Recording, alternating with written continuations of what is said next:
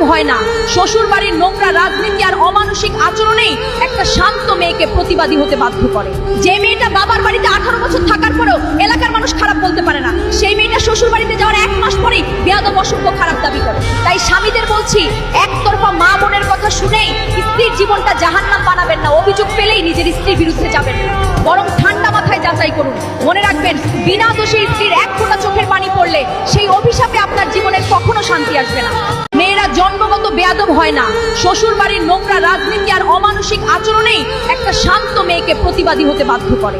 যে মেয়েটা বাবার বাড়িতে 18 বছর থাকার পরেও এলাকার মানুষ খারাপ বলতে পারে না, সেই মেয়েটা শ্বশুর বাড়িতে যাওয়ার 1 মাস পরেই বেয়াদব অসভ্য খারাপ দাবি করে। তাই স্বামীদের বলছি, একতরফা মা বোনের কথা শুনেই স্ত্রীর জীবনটা জাহান্নাম বানাবেন না। অভিযোগ পেলেই নিজের স্ত্রীর বিরুদ্ধে যাবেন না, বরং ঠান্ডা মাথায় যাচাই করুন।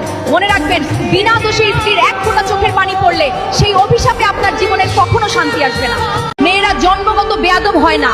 শ্বশুর বাড়ির নোংরা রাজনীতি আর অমানসিক আচরণেই একটা শান্ত মেয়েকে প্রতিবাদী হতে বাধ্য করে।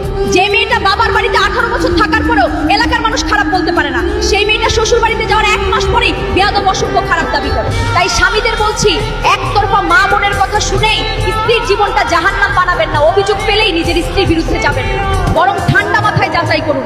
মনে রাখবেন, বিনা দোষে স্ত্রীর এক ফোঁটা চোখের পানি পড়লে সেই অভিশাপে আপনার জীবনের কখনো শান্তি আসবে না।